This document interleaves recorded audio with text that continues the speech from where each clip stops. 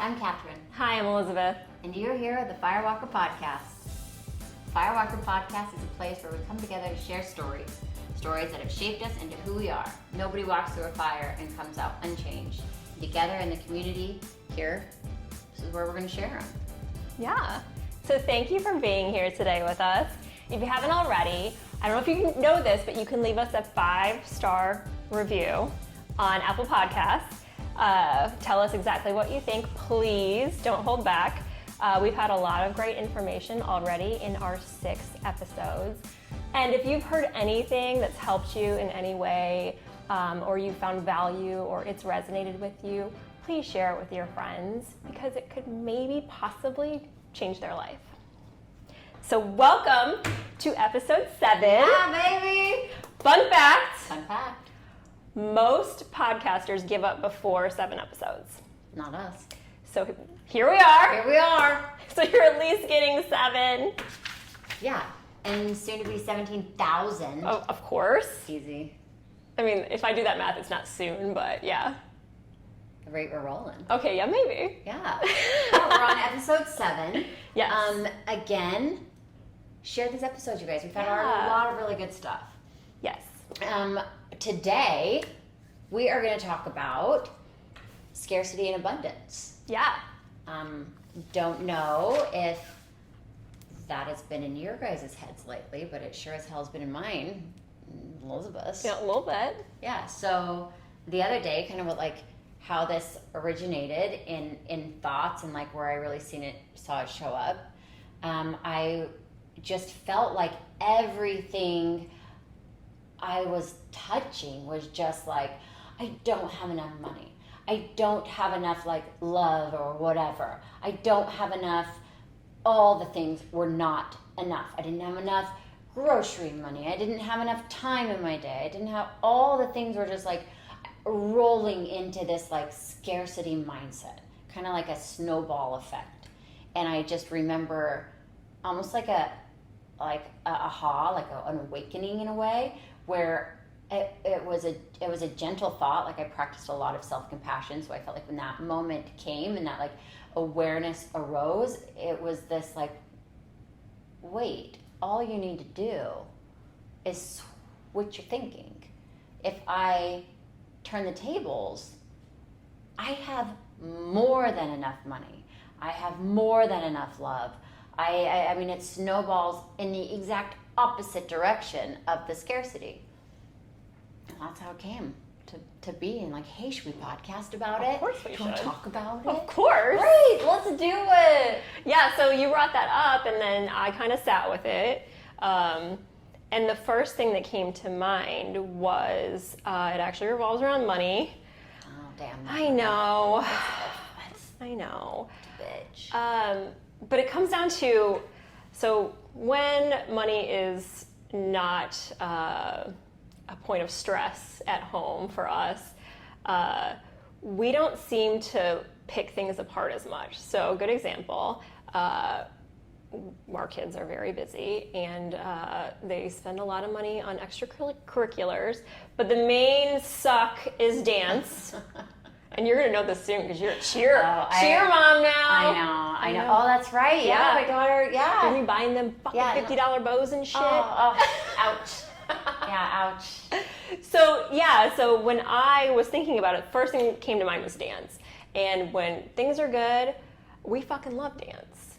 We think it's the best thing ever for our kids. They're happy. Yeah. We think of all the positives. They're so organized. They're so time sensitive. They are, motivated and athletic. They're building muscle. Their muscle memories. They can stand on a stage and not feel nervous. All of these things, and we can praise it, and it's the best fucking thing ever. But the minute money is tight in our house, dance is the fucking devil. And it's like, we pick apart, okay, let's be honest, my husband picks it apart a little bit more than I do, but I definitely get in on it. And it's, this teacher did that. We're unhappy with this. She's tired. They're overworked. They're being robbed of this. And it's all negative. But it really is just like whatever frame of mind we are in And that has nothing to do with dance. Like, our money situation has nothing to do with what they are receiving there, but it's just where our heads are in the moment. I could not agree more. And that's, excuse me, like it comes to mind where like nothing physically changes. No. Like the money number is still the same. Mm-hmm. And there's a difference between budgeting and, not, and having that like, what you physically can control versus what you cannot. I feel like when the scarcity is there, it becomes this like uncontrollable thing, like this like pit of despair. Yeah. You'll never ever like dance is the devil. Like that it doesn't land in this like, okay, like it's expensive yet. Like it doesn't have an in between. We know every year when we sign that contract what the price is and how much we're spending. And like we accept that and we're fine with it, but we don't get negative about it until it's like an inconvenience. For us, okay, well, we're not going out to eat as much this month because we got to buy some fucking costumes. Yeah. As you bring that up, it like did bring to mind like that it's like, hey, like this is wrapped around money, because where I really felt it was like a stress on money. Like that was where this like scarcity mindset, because I had a big expense coming up. I had also, I feel like any day now living in Arizona, my AC is going to go out. And my house is so hot right now. Side note, yuck. But I felt you like might want all to get this it like pressure. tuned. I have. Oh, okay. And warranty people have been there 3 different times. Oh It's like we're just nursing that bad boy, like just get to September. But I did feel like these like a daughter is getting braces that like I really want to pay for. Like I have like just these things have come up that it did like kind of that again, that snowball effect of like I don't have enough. And that's the scarcity mindset that really was triggering a lot of other things. Right. I didn't have enough. Then everything's shitty. Yeah. Yeah. Well, we're wrapped around like my like needs. It seemed to like roll around all that. Right. Well, because when you're thinking about, so they're legitimate expenses, right? Like you have braces and you're worried about your AC, and I knew you wanted your pool resurfaced and whatever. So those things and you accept them, but where it probably starts getting negative is when you start thinking about the things that you're going to have to sacrifice to achieve those things. Yes? No? Yes, and right now, yeah, for sure. It's not necessarily sacrifice. It's like I don't have an income stream right now. So for me, like I start like going down a rabbit hole of like, oh my God, like now I need a job and there aren't any jobs, and now I need this and there isn't that option, and now I need, so that's kind of like, yeah, the like preparation is there, but like I'm okay financially. I'm okay. Right. I have money in savings. I have a 401k. Like I'm okay. Like these things, like bummer, but to like roll into this like nothing's okay now is where I really saw this like take a step back. Like, is this really the way I want to continue in my mind? Yeah, it can be all consuming. And I feel like this is a topic, like lots of times, like I have these thoughts, we have these thoughts that like, I'm not that special. I'm not uniquely blessed with this, like I'm the only one that's feeling this. No. I guarantee that our viewers and listeners, I can guarantee that like, we aren't alone here. No. And the best part about scarcity to abundance, it's like a switch. It is not much, because again, nothing physical has changed. All we're doing is like, why are we in that space? Acknowledging that space is there, and we can change it. Yep. Like how it's flipping it. Yeah. Like now all of a sudden, like once I took that moment and I took that step back and kind of like, hey, Catherine, like this is showing up why. I was able to sit back, and I remember even being in the car with Addie at that moment where I felt very like the money pressure was coming, all that stuff, and I realized what a big loop I was in. I remember sitting in the car with her and just being like, I have all the things I need to take care of you. Everything I have, I can do this. Like I have it was such a simple, like, no, my life is so blessed right now. And like, if this like scarcity continues, I'm going to miss out on all of this amazing stuff I have literally sitting. How far apart are we right now? 2 feet? A foot? A foot. A foot. Like, I'm going to miss out on all this greatness that, like, a foot away from me because I'm sitting here, like, lost in my mind. For me, what helps me kind of wrap my mind around that is when I'll have a conversation like this with someone else and they are complaining or venting or expressing, their concerns about whatever, that they don't have enough or they're missing this or whatever. It's easy for me to break it down for them. Like, you have this, you have that, look around at this. So as soon as and that's not something I don't think that I do as well for myself. But when I do have that conversation with someone else, then that does help ground me and bring me back to, okay, well, I also have all of those things and we're fine too. And we've all not been fine. Oh. And we live to tell. Right. So even if all the things in the world come landing down, right, and all of a sudden I don't have money to pay for this, we don't have dance money, whatever, all the things. So what? We still have what's a foot away. We still have these things that are the actual why we need the fucking money in the first place. Right. I remember when we were at a really hard point in our marriage, our family, our life, and I took a piece of paper and I wrote, I don't pray, so it wasn't like a prayer, but it was almost like, okay, I'm going to put this into the universe of what I need and what would make me feel like I can breathe. Kind of manifesting it, maybe? Yeah, kind of. And one of the things I wrote on the paper, this is going to be so silly, but at the time it was not silly. I wrote that I wanted to be able to go to the grocery store and swipe my debit card without checking first. Oh, girl. But at that moment, that was such a fucking pipe dream to me. Oh, we've all been there. To be able to just put the shit that I need, not thinking about, can I get that or do I have to put that back? No, the shit we need for the week and put it in my cart and fucking swipe the card and not have to think about it was a dream come true to me. And then okay, well now I can do that. Thank God. But again, sometimes I lose sight of that. And then I go on to thinking about the next thing that I can't do or wish I could do or whatever. But writing that down, I actually still have the piece of paper. I love that. I know, but no, that kind of I don't know, put it into perspective of what was really important. And at that time it was really important. Feeding my family was the most important thing to me. And that was number one. And that was on my list of here's what we're going to do and here's how we're going to get there. It was acknowledging, you took that first little wait, I have a lot to be grateful for. And at the time, that's what's so cool about our journey. Yeah.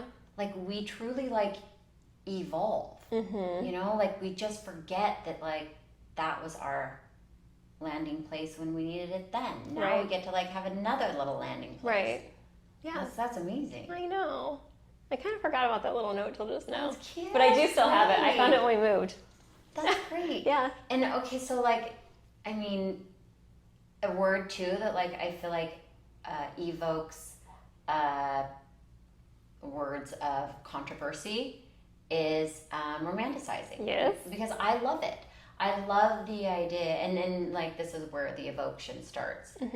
Evocation? Yeah. Is that a word? No. It is now. Yeah, whatever. Evocation. I think evocation is a word. I think. It sounds like something in college, you would talk to that counselor or something. That's a vocation. Oh. I don't know. Whatever evoked them. Vocabulary with Catherine and Elizabeth. Seriously, you guys. There has been, honestly, for me not to be embarrassed in this moment of saying a word. I kid you not, I've clouded myself in shame with that. That's a big thing that I've really worked through. Well, lucky for you, I love words.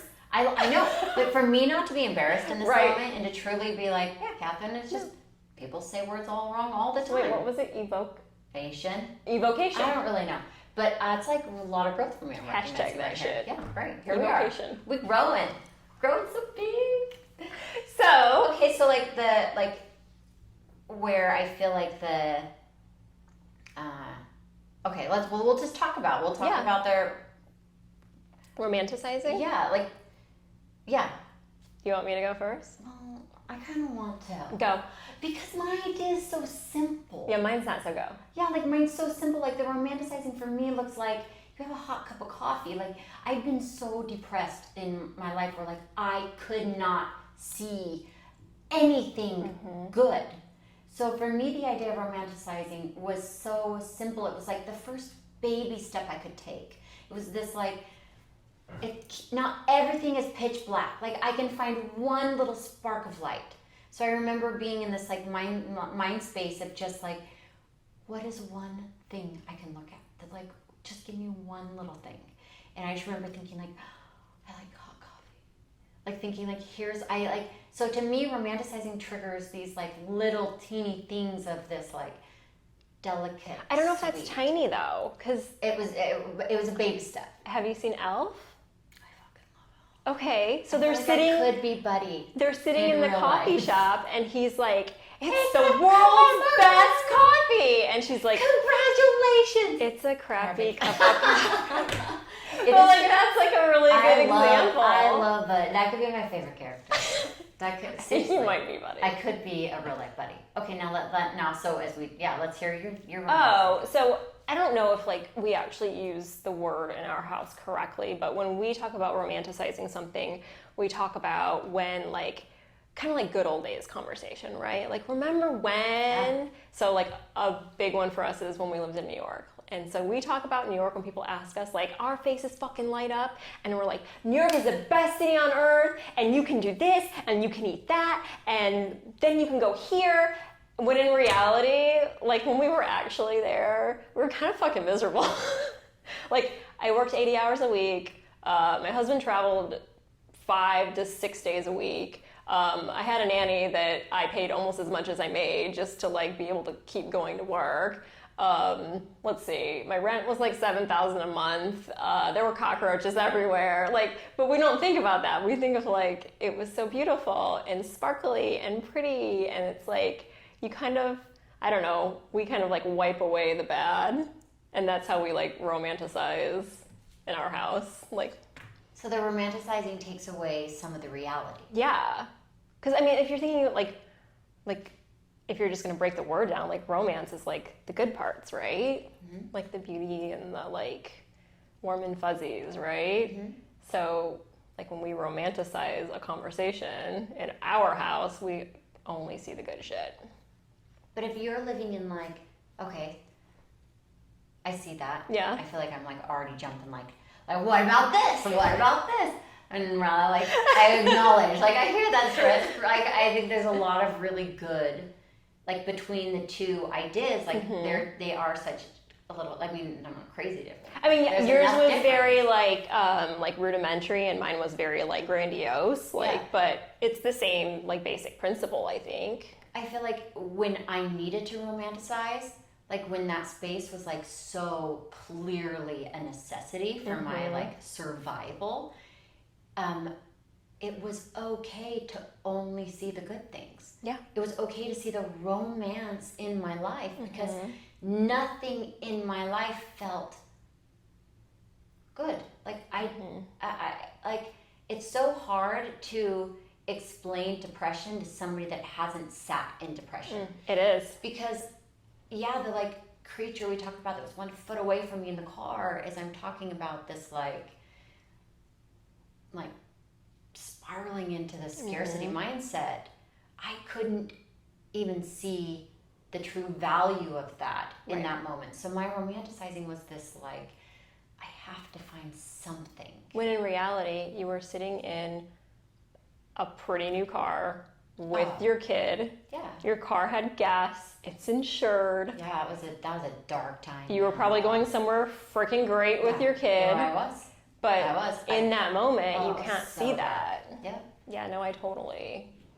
I think that needs to be another topic pretty soon is covering depression because I think that there's a lot of that right now. There's a lot there. Yeah. So as we now roll back into the scarcity and the abundance ideas, practices that have kind of helped shape that. Yeah. For you?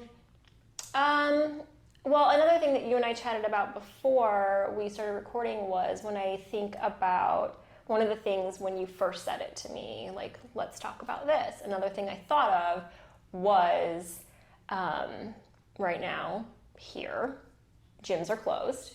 Yes.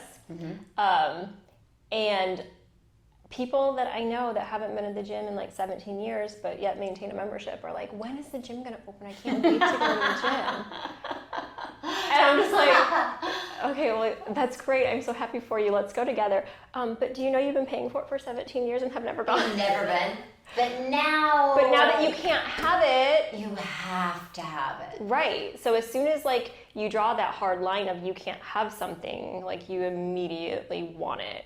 So like you could also relate that to dieting. So like if somebody tells me I can't have a cookie, bitch, I want a cookie. So I think by not drawing those hard lines in any aspect of your life, I don't just mean going to the gym or quarantine or dieting, just not drawing that hard line of putting everything into like a negative thought process or pattern, then I think you're a little less likely to have those like obsessive consuming thoughts. Does that make sense? Mm-hmm. Yeah. I do. The minute you like take it, you want it. So if it's just always on the table all the time and you recognize that, then there isn't this like sense of urgency. So what's crazy too with like the gym thing is there is so much readily available for those people to like so much. If this, and that's the thing. I like this, yes. But that's the thing is like it's such a simple switch of the train of thought. Right. Because all they need to do is Google workouts. Right. Go on a hike, go see the sunrise, go plant, like go see the sunset, like go like there's so many at-home workouts. It's bananas. It doesn't even have to be a workout. I was talking to somebody the other day and they said something about like, I don't know, like moving or how can I move more?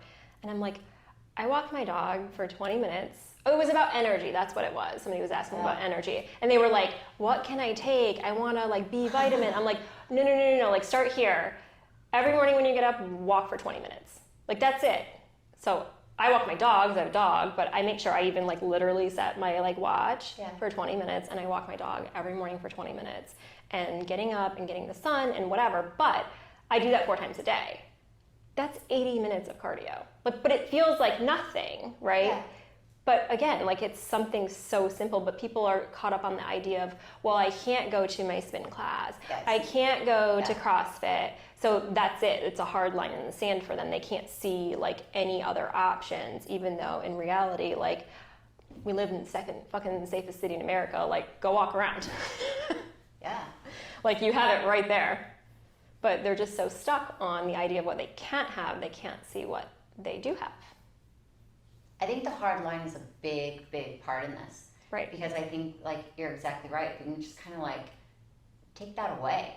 Like, what does that look like for you once that's removed? Right. Like, as in, like, questioning our listeners. Like, what does that look like, that thing, now all of a sudden you take that hard line away? What does that look like? Right. It could be applied to anything. Yeah, is the scarcity still there? Is this, like, it's this, like it's like so bad or like this negative train of thought, or does it roll into kind of like a realistic train of like thought, like I can do this. Right. It's easy, it's great. Right. And we've all lived to tell the tale so far. It's very true. Like that's one thing that's like my favorite part in life as I think about, you know, these things that have shaped me as we say we're the, you know, calling you guys all to be FireWalkers with us. Like all these stories and things and like experiences and my lens and like all these things, like I'm not dead yet. Like nope. I lived through them. That's right. Like the hard things teach us that we can do hard things. Like they suck. Yeah, they suck. Yeah. But like they're literally there to teach us that we can do these hard things. It's like one of my very favorite things about the FireWalkers.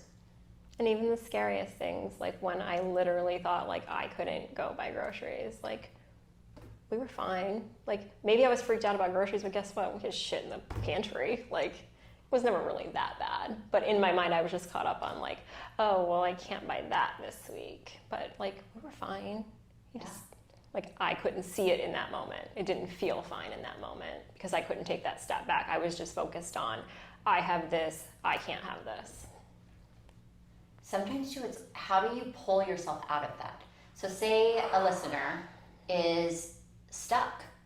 Like, and it, kid you not, like, I've been there. Like, so many people are in this space. Mm-hmm. It's a hard time right now. Like, there's a lot of things going on that, I mean, honestly, I can't even wrap my mind around what individually you guys all have going on. It's so just unique to what the world is right now. Like, everybody has something right now. Yeah. And so I just, that thought of. So what do you do? I know that you have some things that help you. So when you're struggling. So a big thing for me, and for anybody that's been in my house, I have notes and rocks and pictures taped everywhere. Like, I have right next to my mirror, 'cause I have a hard time with like a little struggling with some body dysmorphia stuff. Mm-hmm. I have a mirror, and like I can't see into my mirror without seeing these words of just like, you are enough, just enough. So there's things that I have to pull me out of these like pits. So I have for the scarcity, like if we're talking about the hard lines, I just have do the next right thing. That's probably my biggest to kind of pull me out of that is like, just do the next right thing. Because that takes the complication of all the things away. Mm-hmm. It's simply what would be the next right thing in the direction you'd want to go. Right. And then once you take that one step, you're literally like doing something successful in that moment. So then it's kind of easier to see the next thing that you need to do. Yeah, so notes are big for me. I know. I actually saw the one on your bathroom mirror, but I liked the other day when I saw it, you had like revised and you had like all these. Oh, that's another one. I loved it. Yeah, I was sitting there like, I wrote myself, it was like revised 7/29. And I did. So. And I read it all. Yeah, so I journal a lot too. That helps pull me out of like kind of a pit. Like, I love to write, and I write kind of silly things and cool things, and I just write. I like to write. So I write these notes. Shocker. But on one of them it was like, I am trying. Mm-hmm. And so, or I'm willing or something. Like, I think it was the word willing. I am willing to show up. I am willing to be there. All these words. Like, and I sat there looking at it one day. It was like maybe a week. It'd been on my mirror for a week. And I grabbed a fucking marker and I erased Anne and ink. I saw that. So it said, I will be there for my family. I will show up for myself. I will be there. So that language, as I read it, as I am willing, it's like, oh, I am willing. Like, now what's the next thing? Right. And now, like, I see it. My call to action is, I will. Mm-hmm. I can't. So things that, like, the way you tell your mind to think, interpret, like, your lens is your reality. Yep. So, yeah. So that's a practice that I feel like that really helps kind of pull me out of that mindset and space that's kind of a little darker. I think that's super great and super helpful. I think I might have to do it. I don't know that I have anything great like that. Like, I have written, you know, like I said, I don't want to call it like a prayer or whatever, but that things like that help me. That's like a gratitude journal or gratitude, yeah, like maybe.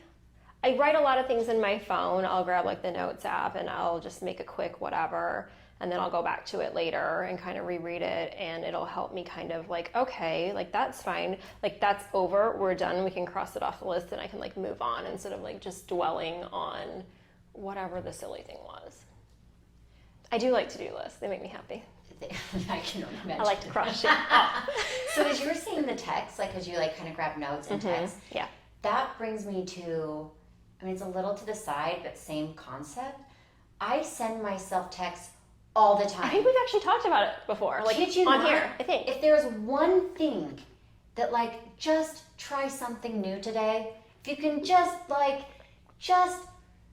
what you do is you plug your phone number into the message. So like, who's this text to? Oh, it's to 5555555, right? Yes. Okay, you put your number in there. Then you send something nice, something lovely that you would like to hear right now, and you type it up and you send it. And the feeling you get when you, It's like, new message. Yes, and this is not like, okay, so for me it's huge. I have told so many people about it, and the same response is like, oh my God, that was awesome. Yeah. It is crazy. Just like if you do one thing today that's a little out of your comfort zone, like I challenge you to just send yourself a text and just see what it feels like. I love that. So what? So what? If you don't like it, you don't do it again. So what? It might change your life. Yeah. So what? Subscribe and share. Might change your life. Right there. There we go. Another plug. Shameless plug, right? Boom. So what? Right there. 5 stars. You love this shit. You definitely love this shit. Well, you would keep listening this long if you didn't. So. Can't be too bad. To be fair. Let's be To be honest. fair.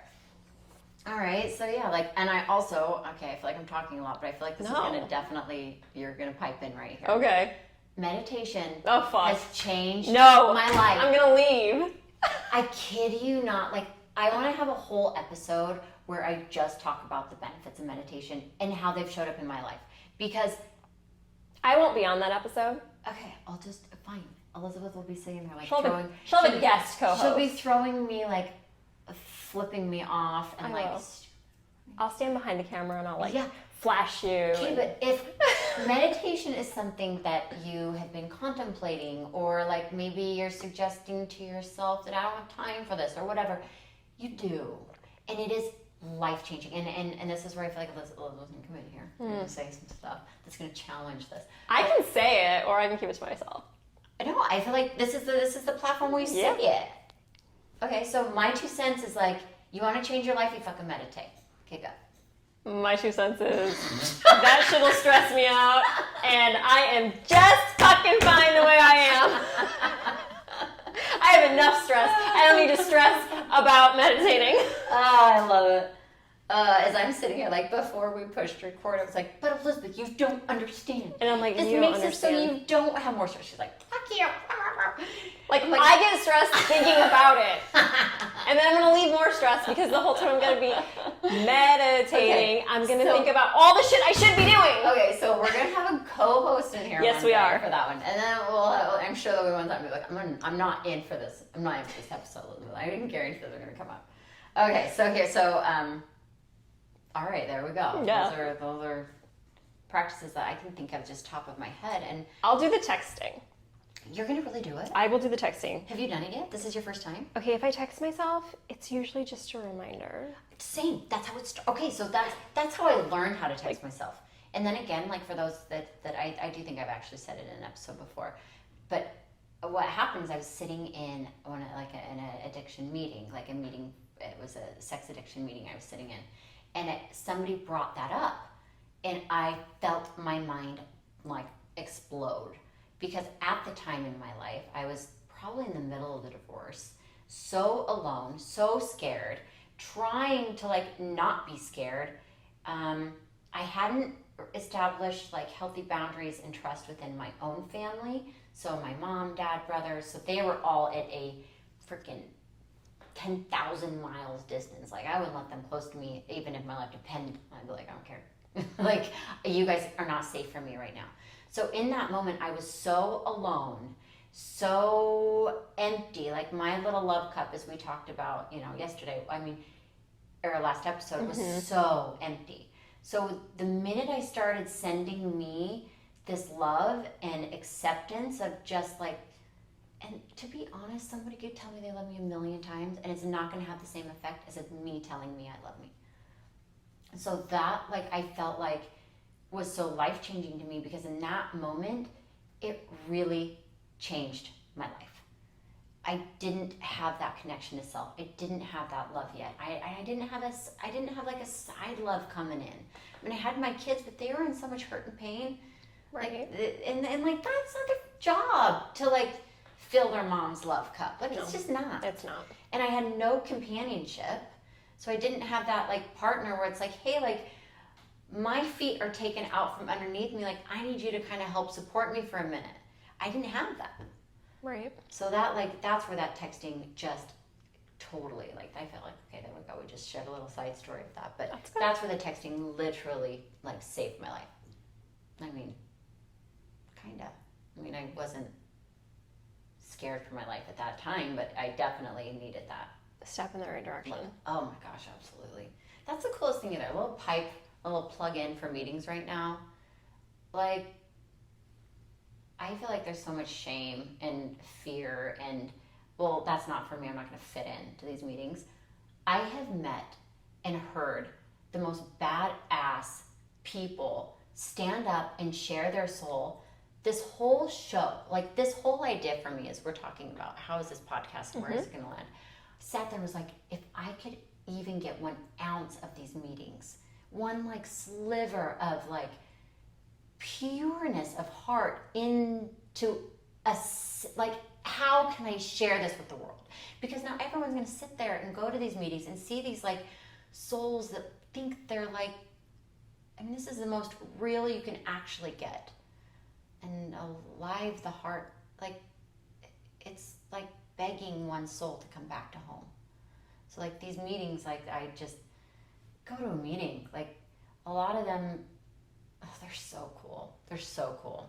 And they get a lot of fucking bad rap.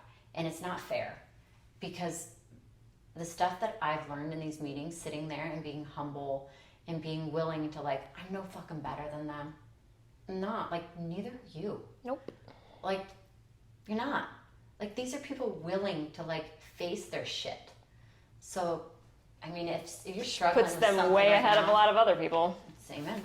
But, I mean, if that's something where you feel like, oh my gosh, I could use some help, like, please reach out via DM. Like, I will freaking, like, personally, like, make sure you're in the right meeting, the right space, I mean, this is super important to, like, take care of yourself, to stay safe, to be there. And I feel like this, like, depth of scarcity and depression, and they do kind of roll in together.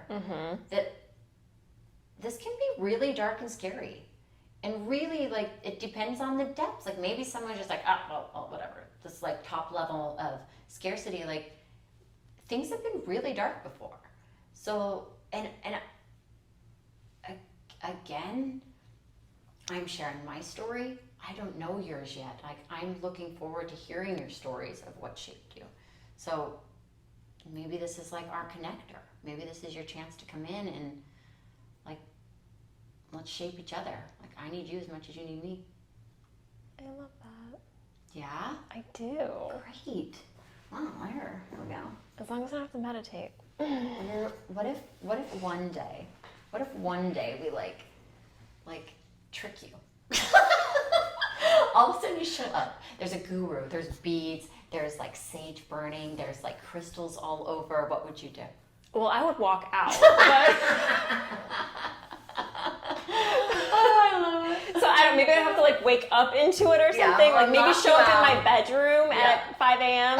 and then maybe you might have a captive audience. Oh, that's so awesome. That's all I got. Oh, all right, fan. It's been awesome. Good episode 7. Yeah. Yeah. And we broke some kind of like don't quit record, right? Yeah. Okay, and like to be fair, this last week I get episode 7. I get it. I get why that's hard. It's definitely like a turning point. Yeah, because I regretted a lot. I sat there like, what the fuck am I doing? Like I've shared things like what if I've said things that are gonna like impact my children negatively? What if I'm sharing from wounds that aren't healed yet and I'm just like over like, oh, like all these things, like what am I doing? What am I doing? Or like so much kind of fear and panic. Mm-hmm. Did that show up for you? It did. Actually, well, it was funny. I texted my husband earlier when we were talking about it and I'm like, did you listen to the last couple? Because I feel like there's some stuff in there that would probably be news to him a little bit. Like, oh, I didn't know that. So I was like kind of like anxiously awaiting the feedback. But then he listened to him today and he hasn't said anything, so I guess we're okay. But yeah, like when you said like you're gonna hear things that like you're never gonna forget and you're never gonna look at me the same, like and that applies all the way down the line. Like so I definitely had some like some anxiety, and once it's on the internet, it's forever, right? Yeah. Can I say something about that? Like, you'll never see me the same after that. I got the most lovely twist of ideas because I saw that as kind of a negative thing. Like, you're never going to see me the same. Well, and positive, but I kind of I did a little post on Instagram that I felt was a little on the darker side. Like, rather than seeing this, like, the true form of intimacy, and I think every human is very scared of intimacy being like, intimacy is like, you see me for all of me, and you like still accept and love me. So the fear of intimacy is real. Yeah. To really like ask somebody to see all of you and still love you is big. Right. So I feel like that is a big undertaking here for us on this podcast. This is a very, and as I saw that, like, as I said, like, oh, this was a hard week, I came to this, like, realization that I'm asking people to see all of me. And this is a big step for someone that has really been scared of intimacy. Right. Like, I have great connection with friends, and I have a really easy time being intimate with people that are not in a relationship with me. Within this relationship, yet people that I'll be in relationships with will hear this podcast, like, right, and will still accept me. So that should be liberating. It very, but it doesn't make it less fucking scary. No, it doesn't. No, you're right. But like, that's where I did this, like, no, this is still where I want to be. Like, this is like, there will be an episode 8. Yes. And there will be, I mean, 17,000. Thousands. Yeah, really though. So I do feel like I get the episode 7 fear. It's definitely like a make it or break it. It was real. Yeah. But here we are. So Here we are. Here we are. Like it or not, 8's coming. Subscribe. Yes. We want the rate. We want the rating. You guys are organic. Like, you guys don't understand. Like, well, you do understand because you're here showing up. We need you guys. We do. Like, as much as you need us, we need you. Even more. We do. Like, so much. Like, please share this. Like, tag us on Instagram if anything feels like, and we're at the FireWalker podcast on Instagram. Yep. Share us. Like, there's so many easy ways to share this podcast. Like, just, we really appreciate it. And we know that, like, the information we've shared is life-changing. It is. It is. It really is. And we really, really want you here with us. We do. Need you. So you can email us. Right here. Actually, I always do this, and when it pulls up on I go my left to right. I need to go right to left. This is how is they're it going to read flipped? it. Yeah, Okay. they're going to read it like this. So Here it goes. FireWalkerPodcast@gmail.com. So for any of our YouTube viewers, it was done correctly that time. Okay, well there you go. Yeah. Yeah. YouTube. Find us on Spotify, Apple Podcast. But seriously, if you could go rate us on Apple, Yeah. fucking solid. We love you. We do. From our hearts to yours.